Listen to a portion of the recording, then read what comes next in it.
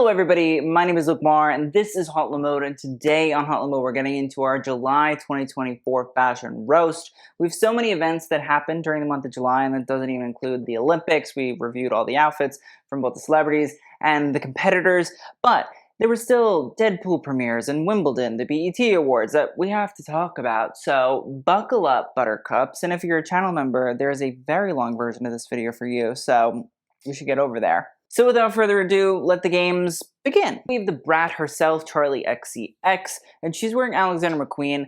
Honestly, this is from Sean McGirr's first collection. Not my favorite collection ever. I do think that in this context, it works. I'm intrigued by it. I do like this sort of chore jacket that's been nipped in at the waist. Very, I guess, British aristocratic manner, which is a McQueenism somewhat technically. But it's been redesigned into like a mini dress. She's wearing the hoof boot. I'm pretty positive it costs about $2,400 here in the US. And they are these like horsehair heels with the front nail and like a horseshoe at the bottom. Almost looks like the shoe is detaching from the actual sole. People were like, this is bad quality, like I can't believe that they published that. People then also came out and said that that might actually be just a design feature of it, so that when you kneel down, it doesn't actually detach from the shoe, but like it has a bit of give and a bit of room for that movement, because even if you buy the shoes, and you kneel down, and if you're going out in your hoof boots and you drop your lighter, your ketamine, whatever, you know, you pick it right back up, but you need the shoe to have some sort of give. It can't just be a very stiff shoe, otherwise it wouldn't really be good quality. I like that Charli's the first person I'm really seeing wearing the hoof boot by McQueen, and I'm intrigued to see what goes on in September. Next up, we're talking about Daisy Edgar-Jones. Now, let's talk about this Givenchy dress that she wore. This is from, I believe, the most recent Givenchy collection, and it's this beautiful sequined high-low dress. There's this big long train at the back. Those swirls and that marbling is literally all from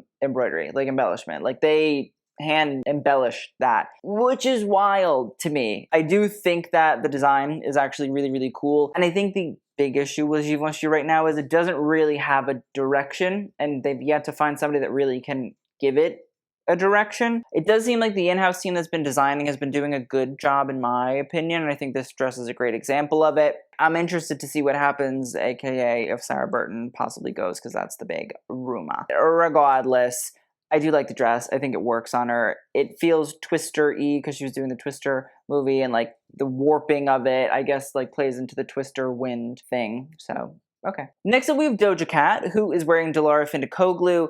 I really, really love.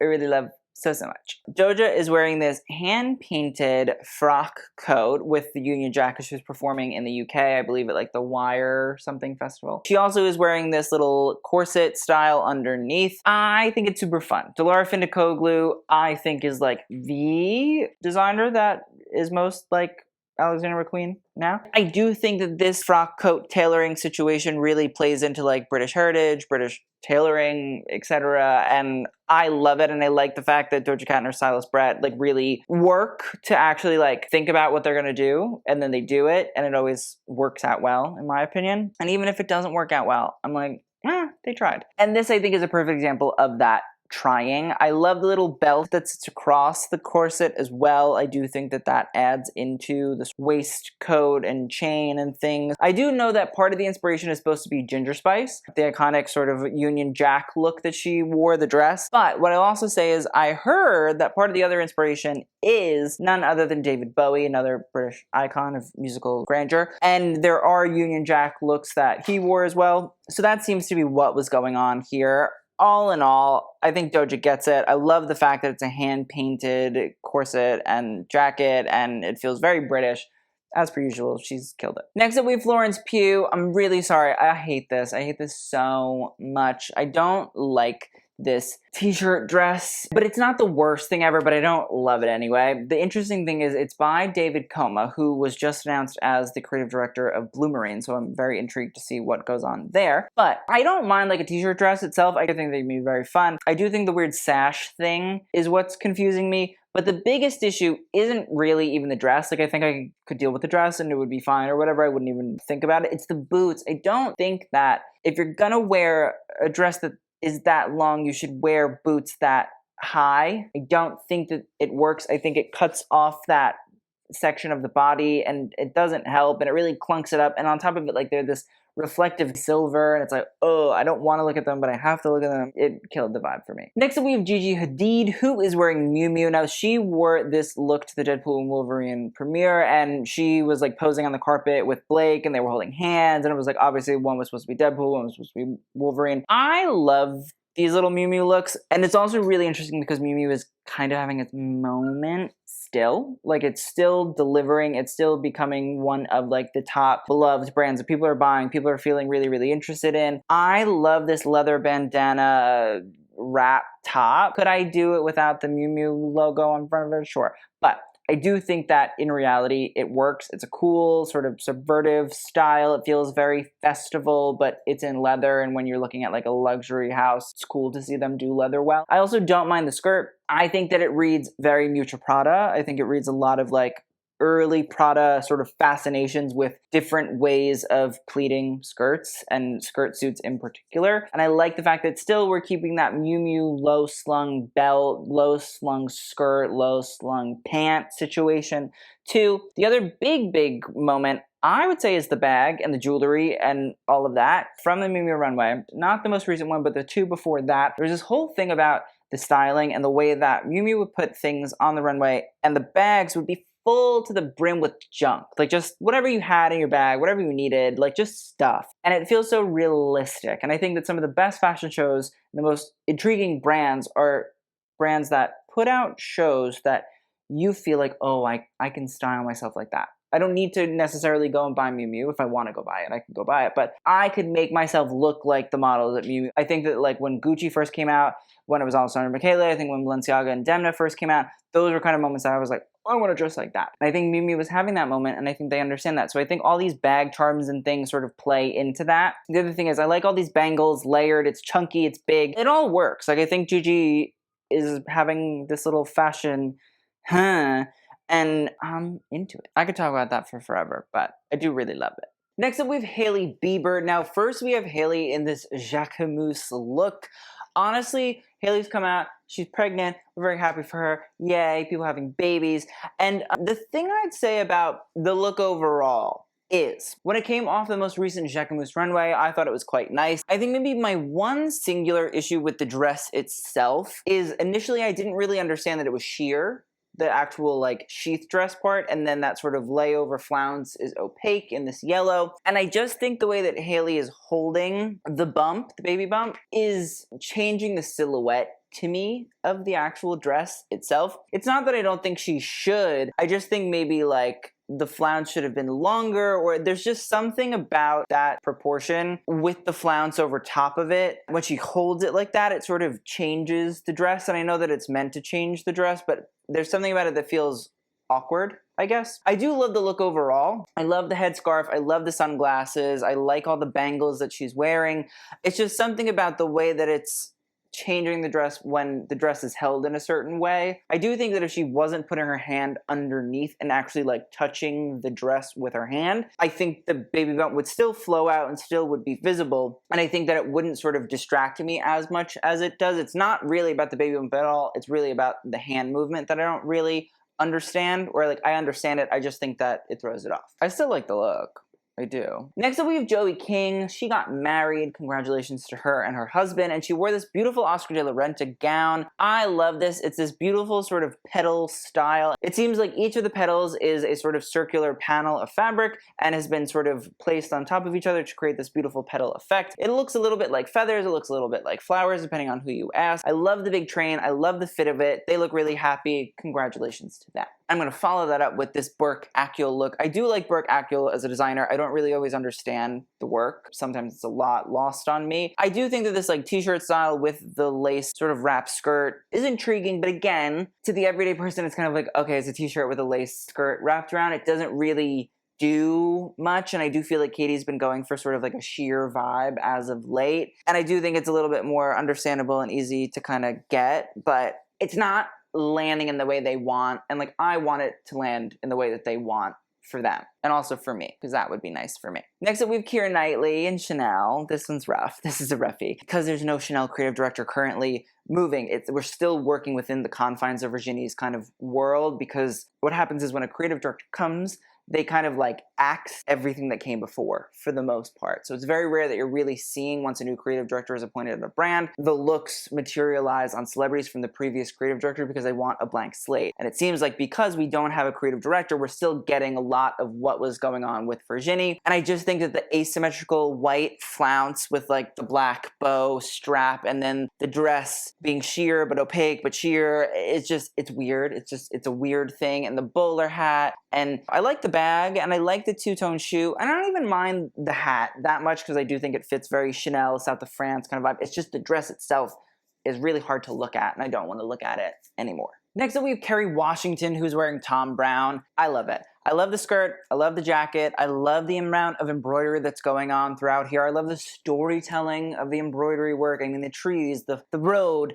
the beautiful fields, the flowers, the houses, the estates. I don't know. It's cute and it's lovely. And I think that Thom Browne always does a really good job of utilizing embroidery to really actually build some sort of fantasy and narrative that you want to jump right into the threads of. Love the matching Hector bag with the flowers on it. I love the shoes. She looks great. Next up, we have Lewis Hamilton, who's wearing Dior Men. I very much so enjoy this knitted vest. It's very cool. It's very waistcoaty. It's like a cardigan, but it's not, because it doesn't have sleeves. I feel like he's maybe not wearing a shirt underneath. Maybe he's wearing a sort of tank top to catch the sweat. Either way, looks really good. I think the pants are cool. I think the boots are cool. The bag is cool. As per usual, Lewis is rocking it. Next up, we have Lucy Chu, and she is wearing Stephane Rolland. I love this. Unfortunately, I didn't get to see this when I was doing my little quick version of the Deadpool Wolverine movie review, so I had to include it in this one. I think she looks so sweet. I think the dress itself is really easy. It's that lovely sort of aubergine eggplant color. The neckline is high. It fits her really, really well. And also, like, there's not really pulling or anything like that too, which I think really helps. I also think there's a nice subtle little train that falls down the back. The color really does embrace her beautifully. And then the sort of designed element is obviously these gold bands that sort of stretch across the midway point and also sort of sit along the cuffs too. I think it's a great way of like incorporating jewelry without it actually being jewelry. I just think she looks lovely and sweet and gorgeous and pretty and easy and simple and clean. I'm into it. Next up, we have Margot Robbie, who wore Alaya. Now, Margot is having a baby, and so I like the fact that she's going for like a flowy, sort of easy style, and yet, at the same time, because it's Alaya and the polka dots that we can see here, I think they're rivets or grommets. That's what sort of makes up this polka dot style. It has this sort of mechanic, engineer, industrial edge to it. So I like that dichotomy of this sort of flowy, easy, wrapped, draped sort of style that really does, to me, read very Azadine Alaya, very House Cody. But I also love the fact that we're adding in that sort of hardness, that harshness, that industrial and hardware feeling. Because again, if we also look at old Azadine Alaya work, we can see that zippers were oftentimes incorporated in pieces as well. So I like the fact that Peter Moulier at Alaya is incorporating that. I like the fact that Margot looks very comfortable, very fun, very fashion, yet she can go sit at Wimbledon and watch whatever tennis she wants to watch and be at ease. Next up, we have Meghan Markle, who's wearing Staud. I love this. I think this dress is beautiful on her. I think she always looks good in a halter. I think she looks really clean and easy and white as well. It reminds me a lot of the wedding. We can talk about Serena too. She's wearing Ferragamo by Maximilian Davis. She's also wearing a halter. I love this sort of like hairy fish dress. I really do. I think it's very enjoyable. It makes me laugh. And at the same time, I think that red looks beautiful on Serena. I think the way that these little scales also fall and sort of reflect the light at different panels also really is rather smart. I think the fact that they're quite closed up here and then around the waist and the front area they sort of open up with a poppier red and vibrancy is nice. Again, the feathers that sit underneath and create like a sort of hairy fish fringe. Not everybody might love it, but I do think that, again, it adds this texture, this tactility to it. I think they both look great. Next up, we have Mikey Madison. She's wearing Louis Vuitton. This is from the Resort collection. I want to say I appreciate that you tried, because I would not wear that look. I saw it on the runway. I do understand what we were going for, sort of like creating a bra and like a brief, a bottom in lace, different color lace. I get what we're doing. I just don't think that it delivers. I also think here, especially the shoe choice doesn't help it. It already is a whole lot of dress, and I think that maybe you need to cut the dress with a little attention seeker too, although again, that might be a little bit hard, but I don't think that the length of the skirt and the shoe really help each other. Maybe a platform shoe or something needs to change. Next up, we have Natalie Portman. She's wearing Christian Dior. This is from the most recent Resort collection. It's that sort of armor style based on the Scotland collection. It looks like somewhat better, I guess. Like I can kind of see it, and again, I do see the new look silhouette coming through it, and we're sort of slitting it down the middle to open it up and give it a little bit more movement. Maybe it's a little bit less restrictive. Like, I get what Maria Grazia Chiuri is trying to do. I just sometimes think it doesn't work. It almost lends itself oftentimes to trying to be too commercial, too modern, but trying to keep the silhouette feels lackluster. A bit of a contraption, a bit of a sculpture. When you try to make it wearable, especially for a celebrity, a customer I understand, but for a celebrity, the job is also kind of to get dolled up, to be dressed up, to be a little bit of an advertising billboard. I don't think that it is landing. I do think the Lady in the Lake is like old English story or folklore mythology, so like I also wonder if that's maybe why we're getting a little bit of the Scottish reference, although again, like I don't love it. I don't hate it as much as I did, but I don't love it. Next up, we have Nicole Kidman, who is wearing Valentino as well as Omega the watch brand. When I was looking at this look on Nicole, I'm pretty positive it's custom, and I thought that it looked similar to some of the looks from the Valentino Resort collection that was put out by Alessandro Michele, which sort of gave us the first view of what Valentino will look like under Alessandro. I know a lot of people did not like it. I understand it. I think it's very old school Valentino, very 70s, which is what is a house code, although some people don't want to believe that. And this, to me, I thought maybe was the first time we're seeing Nicole in custom Valentino, which is the first time we're seeing custom Alessandro Michele for Valentino, which means we're seeing really like the first time we're getting a custom look at what his vision will be. Long way of saying that, I know. But it's very simple. It's a clean sort of crop top, and I assume some sort of white cotton and a matching skirt with that Valentino V logo. Very simple, very clean, very minimal. I then put that out there into the internet, and people said, actually, no, that's from one of Pier Paolo's more recent sort of resort or pre-fall collections. I couldn't find the image of that. I don't know if it's true. I don't know if it's not true. I'm not really sure what exactly this is, but if this is Alessandro's first sort of look at Valentino through a celebrity custom lens, I'm intrigued by it because it's so clean for him. All in all, I think she looks nice. I understand it's hot. She's in Paris. I see it. I'm not obsessed. I'm not super jazzed, but I'm intrigued to see where we go. Then we have Sonam Kapoor, who is wearing Bottega Veneta, and she wore this to Wimbledon. I love it. I really enjoyed this Bottega pre-fall or resort collection. It was all about the 50s and the 60s, and that's why you have this really exaggerated sort of wasp-waisted silhouette. And when we see the side profile of Sonam, you can see that the skirt really does jut out at the back. It doesn't create like a bustle effect, but it definitely exaggerates that back area in the same way like a bustle historically has, and it's part of what was inspiring to Dior in the 1940s to create a whole new look silhouette. I also really, really love the line work, and I think that's maybe where a little bit more of like that 60s sort of feeling comes in. The fact that it's also a button down up top, and then it flows into the skirt so easily, but the skirt is horizontal lines and the shirt is vertical lines. I just think it really is like a well-to-do Wimbledon fashion. Not only is it exciting in terms of silhouette and intriguing in terms of motif, but I also think it still has somewhat of a casual feeling to it because the shirt is something that you could wear. The skirt maybe not something everybody would choose to, but it melds in that realm of fun and sporty and casual, yet a very ritzy, aristocratic, historically event like Wimbledon. Next up, we have Taylor Russell, who is wearing Loewe. I really enjoyed this look. I love her in a halter, and I really love her in a backless moment. It's something that she really goes for. It's something that she really owns. It's something that I think of when I see her. And so I love the fact that from the front, it's this sort of furry halter top and then a skirt that flows down. There's panels of leather from the top that go right in front of the skirt, but from the side we can see that it actually is backless, and it creates this really intriguing collar. She understands how to hold herself also when it comes to backless styles. Like, she has the pose down, she knows how to do it, she knows how to frame her face. She's very on it. I enjoy it. I feel like it's a little different for Loewe, to be completely honest, because it is quite sultry and sexy and all of that, but in the same Loewe manner, it is very out there, a little bit avant-garde, a little bit crazy, and I think she's killed it. So with that, let's talk about best and worst looks. For best, I'm going to put Charli XCX in the Alexander McQueen, because I did love that little boot moment. Joey King, because she looked nice, and it was her wedding, so that's good. Kerry Washington, I loved in that Thom Browne moment. As for worst, I'm going to put Florence Pugh and Keira Knightley in Chanel, because that's... Oh, and Mikey Madison and Louis Vuitton. So, thank you. I hope you guys all enjoyed. Thank you so much for watching. I will see you guys in the next one. And TTYL.